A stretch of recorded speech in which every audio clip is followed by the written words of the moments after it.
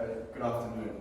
Today we'll be doing the medium high-rise construction review methods adopted for the assignment. Myself, Effie and Alan will be talking about the commercial construction and sustainable development project. So these are the various tasks that we undertook during the assignment. Myself and Effie did report in stage 1 and Alan report stage 2. Effie PowerPoint editing, myself word edit, and Alan video editing. So the outline for today's discussion. So the purpose of the presentation, the main and subsections. So I'll be discussing the retaining systems for basement excavations, the dewatering system for basement excavations. Effie will be discussing the duplication of pre and post-construction building condition surveys and reports and substructure. And Alan will be finishing off with the superstructure, and I'll be concluding the presentation for today. So the purpose of the presentation. So the purpose of today's presentation is to gain an understanding of the construction principles in a medium to high-rise commercial construction project. Also, we'll further investigate in the key components of the main stage and sub-stages of a construction system for stage 1 substructure and stage 2 superstructure. Also, we'll be going into stage 1 substructure, into the basement constructions, talking about also basement structural framing and foundational systems. And we'll be talking about further into stage 2 superstructure, the structural framing, external and internal walls, upper floors and stairs for a commercial construction project. And also we'll have to support our talk, or to support our main points today, we'll have applicable photos for each section to talk about how the systems and how they relate to each other. So first off, retaining systems for a basement excavation. So a retaining system cover is basically design retaining walls to support for a deep basement foundation. And today I'll be talking about boundary retaining systems, shotcreting, dewatering systems, and an overview of the building conditions, surveys and reports. So the first retaining system I'll be discussing today is a secant pile system. So a secant pile is a combination of primary and secondary shafts that interlock together to form a continuous wall. It is a combination of reinforced and unreinforced piles. A secant pile consists of 2 primary unreinforced piles and 1 secondary as a reinforced pile. The primary piles are drilled first, and then the secondary pile is formed by cutting through the primary pile to form an interlocking joint. The drilling process for the secondary pile only commences once the primary pile is set. Then the secondary piles are shaped to ensure the pile is correctly inserted into the concrete of the primary pile. The initial step is to construct a guide wall to set up the positioning of the second pile wall. Once the initial step is complete, the commencement of the casing and drilling of a primary pile begins using a continuous flight area, CFA. Once the drilling is complete, the CFA injects concrete into the hole, and after the concrete mix has been set, the overlapping drilling for the second pile begins removing the soil, and the reinforcement is placed inside the hole. The CFA injects concrete into the reinforced hole, and then once the concrete is dry, it repeats again until the second pile wall is complete. The concrete mix for the primary pile is a lean type mix, where the amount of water is presently greater than the amount of cement. The lean concrete helps the drilling process and interlocking the secondary pile once the sufficient strength is gained. The secondary pile is piled with either lean or structural concrete to support the reinforced steel as part of the construction sequence for a secant pile. The secant pile is anchored by soil nails, and this is to provide support and stability from natural forces. Also, a capping beam is used to tie the piles together. Struts, corner braces are applied to sections of the wall for immediate support. The secant pile system is suited for high density urban areas. So that's the second part. As you can see, there are diagram pictures of basically the process. So for a continuous pile is a row of concrete piles installed close to each other. The spaces depend on soil and water levels. It is suitable for unstable excavations, and it can be reinforced with a steel beam or steel rebar to give it more strength and durability. It consists of a row of unconnected cast in situ concrete piles constructed with small gaps.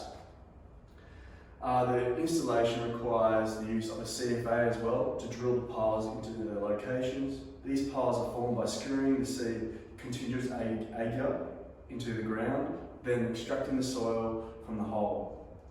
Once the soil is still, and then the steel mesh is placed in the hole, and this steel mesh has lengths up to 12 metres, and then the concrete is poured through the stem of the CFA with a concrete pump. The concrete the concrete type is used for a continuous pile system. There's a cement content of 350 to 450 kilogram with a water cement ratio of 0.5 millimetres. And the concrete has a fine aggregate gravel and sand ranging from 0.4 to 0.5.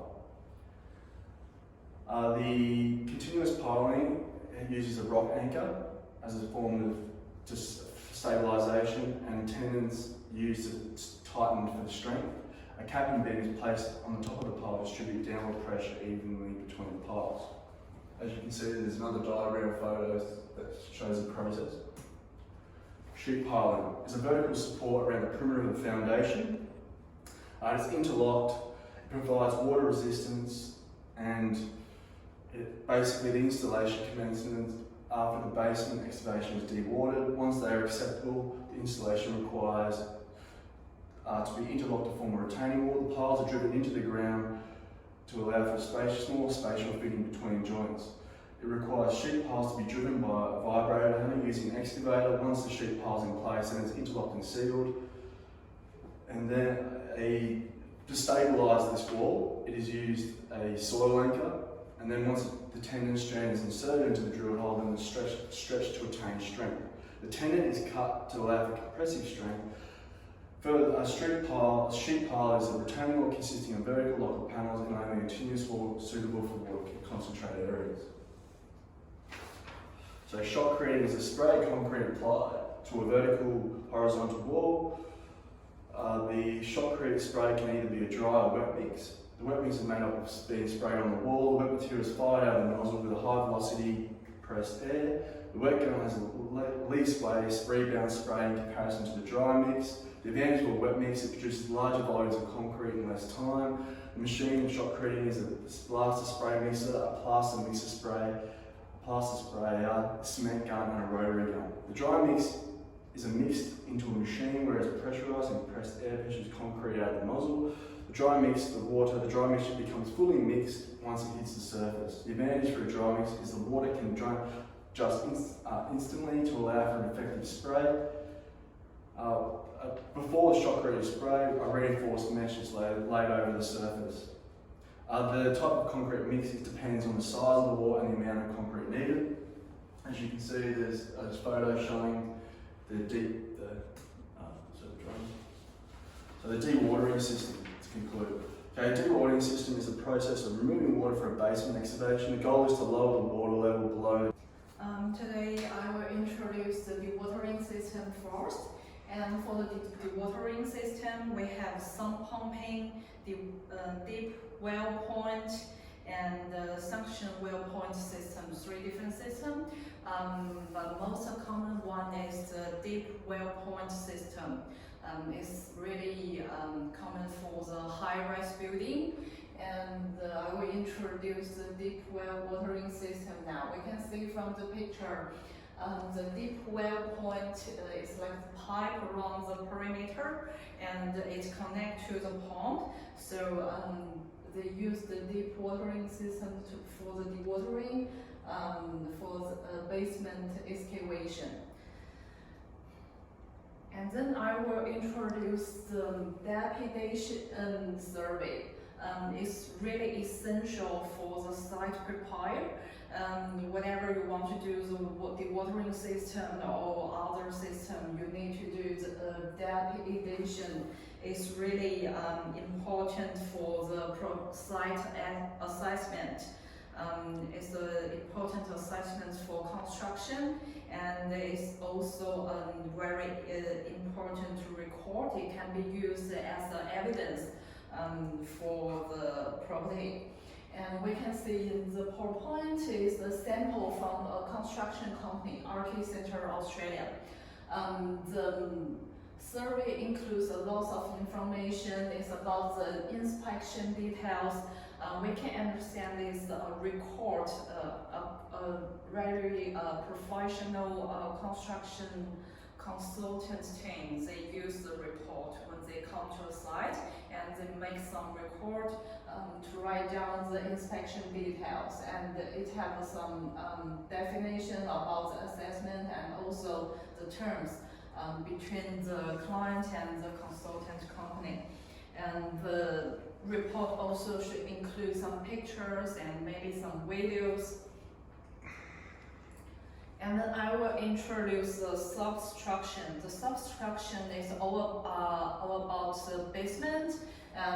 We already introduced the basement retaining and excavation system in our group. Daniel, he already introduced this part. So I will introduce the basement foundation system, the frame system, basically. First of all, it's about the raft, pile raft and the floating raft. What's the difference between these two? The piled raft is a foundation which have a lot of piles to support the superstructure. So under the basement is the piles to support it. But the floating raft is used the principle that you excavate some soil, and the principle is the excavation soil, the weight of the soil is equal to similar equal to the subtraction. And we can see on the right side the floating foundation. And the raft has some bullet in. And about the in the frame, the very important part is about the column and beam. They support the load, and we can about the design of the column. We can know the tribute area, and we calculate the tribute area, and we can know which area we need, how many columns. And the beam is support above the column.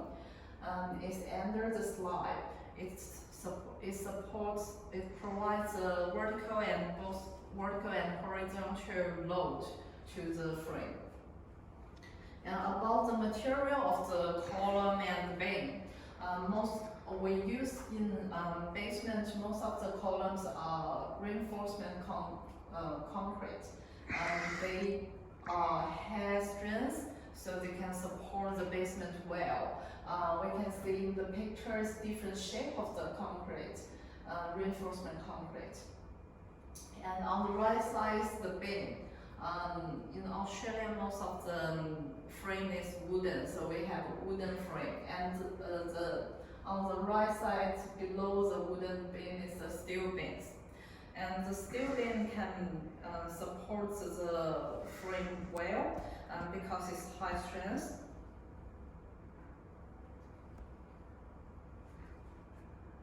Then I will introduce about the external wall and internal wall of the basement. The external wall is really important. There are really important two things we should consider. First is the waterproofing, and then is how to support the load, the retaining system. So we have the first one is slurry slurry wall. It has really good waterproofing, and also it can provide the support for the whole basement, and some anchor to fix the wall. And the second picture in the middle is the diagram wall. It also has the good waterproofing and retaining function. On the right side is the really common one nowadays, is the precast concrete wall. It's produced in factory, not on site. It's not like these two walls before. It won't install or produce on site. The precast concrete is more effective and low budget because it's produced in factory, and we know the size, and after that we can move the wall onto the site and install for the basement. It's really a common one. So for the superstructure, I will talk about 4 typical structural framing systems, and the first one is braced system. Braced frame system. The structure can support buildings that have more than 30 stories, and this figure demonstrates how it provides a balance between shear racking and bending by increasing truss members either horizontally or vertically, and the structure, the vertical loads are carried by columns and beams, and horizontals are carried by the bracing system. Typical material used for members in the braced frames are structural steel. Frame tube. So the frame tube is a structure that is achieved by connecting closely spaced exterior columns with spandrel beams, so that the building acts as a whole tube. Sufficient rigidity of the frame tube needs to be guaranteed. Therefore, large columns and deep beams with welded connections are essential. Typical materials used for the structure is reinforced concrete. Overall, the frame tube is easy to construct and efficient on the economical side. Truss tube. So the feature of truss tube is very similar to the frame tube in terms of the use of columns and beams. Cross bracing are applied to enhance the stiffness of the building and the ability to resist lateral shear forces. Due to the enhancement of the structure, there will be more space between exterior columns, which is more economical as the number of columns can be reduced and more space is cleared for window openings. Typical materials and components used in this structure are closely spaced columns and deep spandrel beams that are made by reinforced concrete and double diagonal bracing members that are made by steel. So bundle tube as a part of tube structure. Instead of the single tubular structure, several tubes are combined to provide resistance on the lateral forces, with which increase the limitation of the height of the building. Typical materials used for the bundle tube structure are steel and reinforced concrete. So the construction design for the bundle tube, I will take Willy Towers as an example. So the basic concept is to set the base of the building as 9 tubes, which is 3 by 3 that are bundled together, and 2 of the tubes ended at 5th floor, and 2 more tubes ended at 66th floor, then 3 tubes drop off at 90th floor. The remaining 2 tubes are leaving at the top of the building.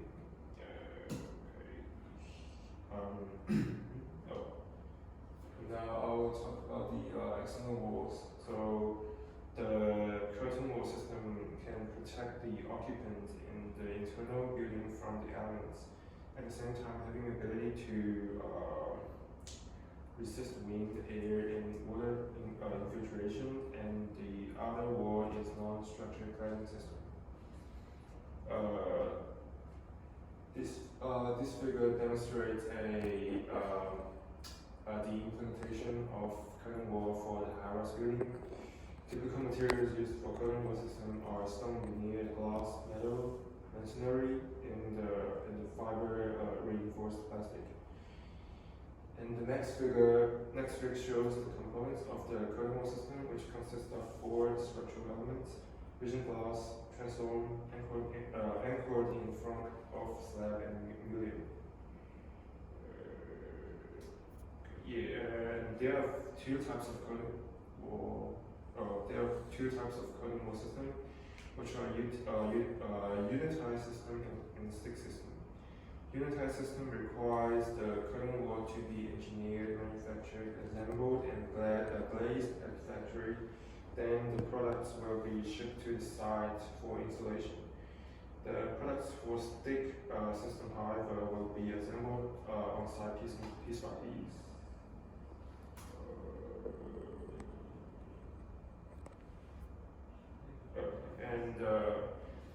The main purpose of the internal walls is to divide up the space in each level of the building, and it can also hide electrical wiring and plumbing in the building. So the internal walls construction process includes wall area preparation, head and base angle installation, measure the front stability to soften, and then mix the adhesive. Also including panel installation, backing rod, and ceiling installation, steel subframing system, and filtering channels, and bathroom installation, and finally plasterboard wall lining installation.